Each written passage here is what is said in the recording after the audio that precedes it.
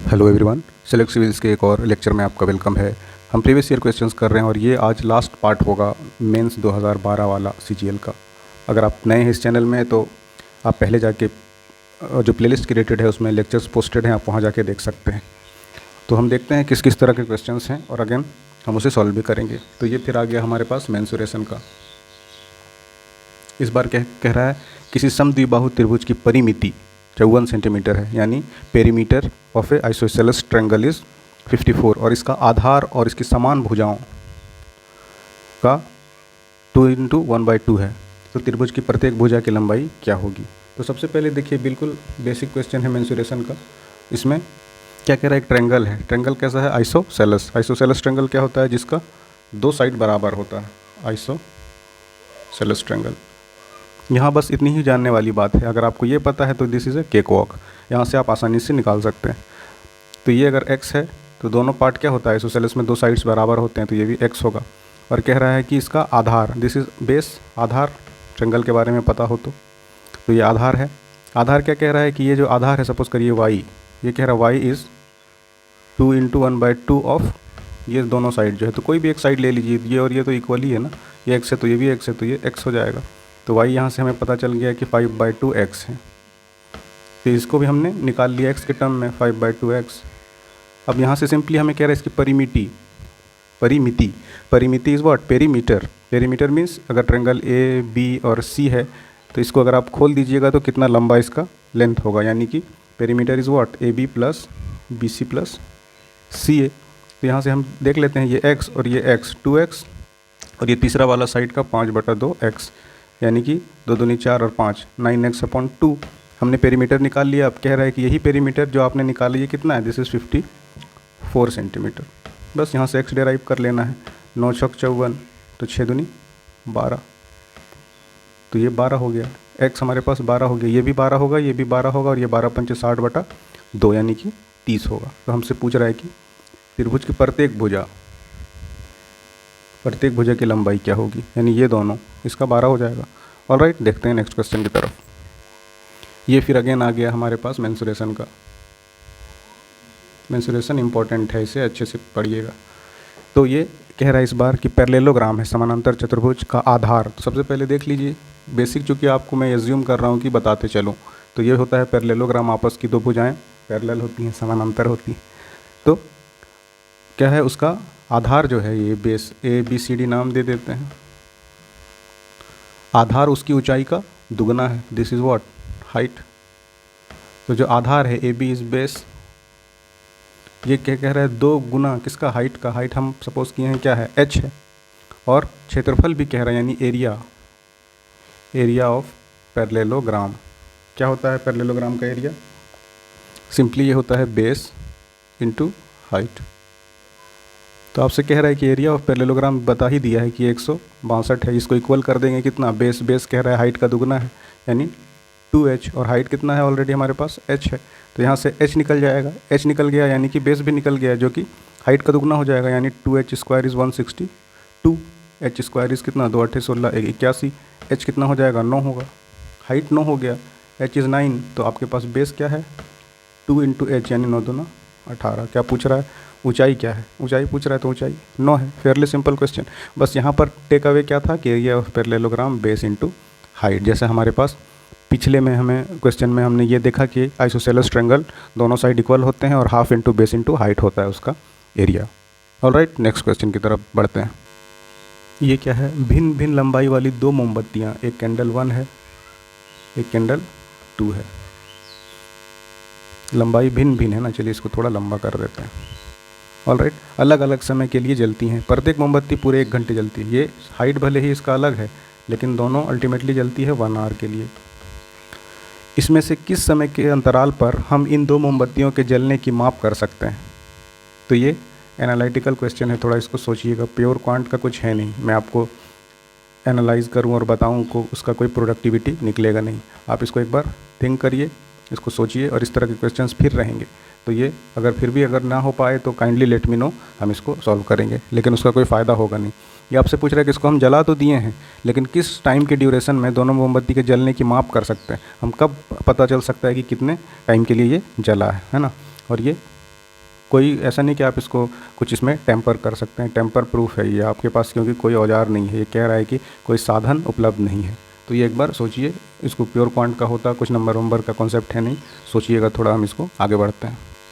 अब ये कह रहा है निम्न में से कौन सा भिन्न वर्ड फ्रैक्शन इज़ 7-8 से कम, मतलब लेस देन 7-8, इससे कम होना चाहिए और इससे बड़ा होना चाहिए, यानी इसके बीच में होना चाहिए। तो इससे बड़ा होना चाहिए और इससे छोटा, यानी आइडियली ऐसे लिखा जाएगा, ग्रेटर देन 1/4 और स्मॉलर देन, यानी कोई फ्रैक्शन x है इस तरह से है कि क्या है, 1/4 से बड़ा है x और 7/8 से छोटा है। ये आपको बता देना है कि ये x आखिर है क्या, कौन सा बला है। तो कितना सिंपल सवाल आपको आ सकता है। देखिए सिंपल तभी है जब आप क्वेश्चन को समझिए, और सारे सवाल ही सिंपल होते हैं, बस वर्ड प्ले का खेल है। तो कॉन्सेप्ट्स बेसिक एक बार ठीक करेंगे, इजीली इसको आप सॉल्व कर सकते हैं। 1/4 कितना होता है, 0.25 होता है, और 7/8 क्या होता है, ये इसको भाग देंगे तो इधर डेसिमल 8 और फिर 7, तो यानी 0.87 से छोटा और 0.25 से बड़ा होना चाहिए। तो इसको एक बार डेसिमल आपको निकाल के देखना पड़ेगा कि कौन कौन सा ऑप्शन है। ये आ गया कितना, 0.25, 11/12 को करिएगा तो ये आ जाएगा 0, फिर 9 एंड देन 1। तीसरा ऑप्शन को निकालिएगा तो इसकी वैल्यू हो जाएगी 0.95 ऐसा, और 1/3 तो 0.33 होता ही है। तो आपको देख लेना है कि इस दोनों ये दिया हुआ कंडीशन कौन सा ऑप्शन सेटिस्फाई कर रहा है, वो हमारा आंसर हो जाएगा। तो कौन सा होगा, ये तो इक्वल ही हो जा रहा है, ये बड़ा हो जा रहा है, ये भी बड़ा हो जा रहा है, अल्टीमेटली बचता है क्या, आंसर विल बी डी। तो कितना बेसिक है। नेक्स्ट देखते हैं अगला क्वेश्चन क्या है। अब ये कह रहा है मध्याह्न में यानी आफ्टरनून में 2 घंटियाँ 7 और 8 मिनट के अंतराल में बजती है। एक बेल है, ये एक दूसरा बेल है ना। ये आपको थोड़ा इंगेजिंग हो पढ़ना, इसलिए ऐसे करके हम फन टाइप इसको सॉल्व कर रहे हैं, बाकी और कोई पर्पस नहीं है। ऑलराइट चलिए, तो कह रहा है 2 घंटियाँ बजती हैं 7 मिनट और 8 मिनट के अंतराल में, यानी ये बजेगा हर 7 मिनट में और ये बजेगा हर 8 मिनट में। यदि आरंभ में वो एक साथ बजना शुरू होती है, दोनों पहले ये और ये साथ में बजना शुरू हो गया, ये इसने एक बीप दिया, इसने दिया, उसके बाद इसकी फ्रीक्वेंसी है एवरी 7 मिनट और इसकी फ्रीक्वेंसी हर 8 मिनट में, यानी ये पहले बजता जाएगा, उसके 1 मिनट बाद ये बजेगा। तो कह रहा है एक साथ कितनी बार, तो पहले घंटे में कितनी बार एक साथ बजेगी। तो कितना आसान है ये भी, पहले बज गया ये 7 मिनट में, हर 7-7 मिनट में बजता रहेगा। तो पहले तो नंबर ऑफ रिंग्स कितना टुगेदर कितनी बार होगा ये कह रहा है। तो पहला जब एक रिंग तो शुरू हो गया इनिशियली दोनों एक साथ बजना शुरू हुआ, तो यहाँ तो एक पहले से ये प्ले हो चुका है, ये ऑलरेडी प्लेड। और दूसरा क्या होगा, इसका 7 और 8 का एलसीएम ले लेते हैं, लीस्ट कॉमन मल्टीप्लिकेशन, यानी लीस्ट कॉमन कब होगा, जब दोनों एक साथ बजेगा, वही लीस्ट, मिनिमम तो उतना टाइम चाहिए ही ना एक साथ बजने के लिए, दैट इज़ व्हाट एलसीएम वही होता है। तो 7 और 8 का एलसीएम क्या हो जाएगा 56, यानी 56वें मिनट में दूसरा और पहला दोनों फिर अगेन एक साथ बजेगा। तो ये 56वां मिनट में दूसरा और पहला बज चुका है, ये शुरुआत जब होता है दोनों एक साथ बजने का। तो फर्स्ट 0 वाला मिनट मान लीजिए और ये 56वां, तो 1 + 1 कितना, 2 टाइम एक साथ बजेगा, आंसर विल बी 2। हालांकि क्वेश्चन में देना चाहिए, क्योंकि 0 भी ऑप्शन है ना, तो क्वेश्चन में देना चाहिए इंक्लूडिंग एक्सक्लूडिंग फर्स्ट बेल, पहली बेल के बारे में बताना चाहिए प्रॉपरली, है ना। अगर कोई सपोज कर ले कि पहला बेल को काउंट नहीं करना, तो आंसर 0 हो जाएगा ना, सॉरी, तो आंसर 1 हो जाएगा ना। तो इसलिए 2 भी ऑप्शन दिया है, 0 भी है, 1 भी है, तो ये देना चाहिए कि आप पहले बेल जो हुआ 0 मिनट में या शुरुआत वाला, तो उसे आप इंक्लूड कर रहे हैं, एक्सक्लूड कर रहे हैं। अच्छे एग्जाम का सवाल हमेशा ये आपको क्लियरली दे देता है, यूपीएससी में आपको लिख देगा कि एक्सक्लूडिंग या इंक्लूडिंग। नंदलेस यहाँ पर हम ये मान के देखते हैं कि इसको इंक्लूडिंग है ना, पहले वाले को मिला के, तो 1 और 1 2 बार होगा। ऑलराइट, अब ये कह रहा है किसी घन का हर एक किनारा 50% बढ़ा दिया जाता है। घन means cube, this is cube, जिसके हर साइड्स बराबर होते हैं, ठीक से बना नहीं, ये हमारा क्यूब हो गया।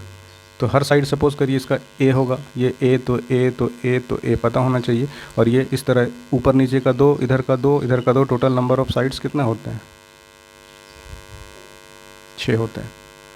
इसीलिए क्या कह रहा है आपको, पृष्ठ क्षेत्रफल यानी सरफेस एरिया ऑफ अ क्या क्यूब क्या होता है, एक का होगा a × a स्क्वायर, उसी तरह टोटल नंबर ऑफ साइड्स हमारा 6 है, तो टोटल कितना हो जाएगा 6a² होगा। अब हम क्वेश्चंस की तरफ जाते हैं, कह रहा है हर एक किनारा 50% बढ़ा दिया जाता है। तो हर एक किनारा को हम बढ़ा देते हैं 50%। इनिशियली हमने माना है क्या, ए साइड ए है। अब बढ़ा देंगे 50% तो आफ्टर इंक्रीज़ क्या हो जाएगा, ये सब लिखना नहीं है कभी भी, है ना। आफ्टर इंक्रीज़ क्या हो जाएगा, ए प्लस ए का 50%, यानी 3a/2, यानी कि एक ए से हो गया 1.5 a। अब कह रहा है कि कितने प्रतिशत की वृद्धि होगी, तो ये हमारा इनिशियल हो गया 6a²। अब सरफेस एरिया क्या होगा, सरफेस एरिया ऑफ एक्सटेंडेड या बढ़ा हुआ क्यूब का क्या होगा, एक्सटेंडेड क्यूब का, ये अब 6 अगेन 6a² और a की जगह अब हमारे पास क्या आ गया है 1.5a, तो 6 × 1.5a और इसका होल स्क्वायर होगा, है ना। इसको सॉल्व करते हैं या इसको सॉल्व करिए, इसका वैल्यू क्या होगा, यानी 6 1.5 यानी 3/2a और स्क्वायर है ना, तो 3/2a, यानी 2 से 3, 3 × 9 = 27 a²/2। पहले था 6a², अब बढ़ के हो गया कितना 27 a²/2, तो परसेंट चेंज कितना होगा, ये हमारा पहले वाला है 6a², नया वाला ये है, तो चेंज निकाल लेते हैं पहले। चेंज हो जाएगा 27 a² - 6a², और परसेंट चेंज आपसे पूछ रहा है, तो परसेंट चेंज क्या होता है, चेंज इंटू 100, और इनिशियल कितना था भाई, तो 6a² था, यही हमारा आंसर हो जाएगा। इसको सॉल्व करिएगा तो ये 27/2 है ना, तो 27 और इधर 6 दूनी 12, 27 में 12 गया 15a², और इधर कितना हो जाएगा, ये 2 और इधर 6, 12a² इंटू 100, यानी ये कितना हो गया, 4 से कर देते हैं 3, ये a² तो पहले ही कैंसिल हो गया है ना, 4 × 12, 4 से 25 और 3 से 15, 25 × 5 = 125%, यानी कि अगर 50% आप इंक्रीज़ कर दीजिएगा इसमें साइड में, तो सरफेस एरिया कितना बढ़ जाएगा 125%, यानी answer will be D. Simple है, बस समझाने के लिए मैं इतना एक्सप्लेन कर रहा हूँ, एक्स्ट्रा एफर्ट लगा रहा हूँ, अदरवाइज़ इसकी ज़रूरत है नहीं। चलिए नेक्स्ट देखते हैं। अब ये कह रहा है 2 सार्थक अंकों तक इसका वैल्यू क्या होगा, यानी कि डेसिमल के बाद 2 अंक तक, है ना, ये क्या होगा इसका वैल्यू। तो इसको सॉल्व कर लीजिएगा, बस थोड़ा हिंट कर देते हैं क्या, मतलब ये सॉल्व करने लायक है नहीं कुछ। तो ये 595 हो जाएगा, और ये 1 2 3 4 है तो 10⁴ हो जाएगा, और 396 है और इधर 2 है तो 10⁻² हो जाएगा। इसको डेसिमल में एक बार देखिए जो भी आता है वैल्यू, तो उसके बाद कह रहा है कि इस ऑप्शन में से उसका वैल्यू क्या होगा।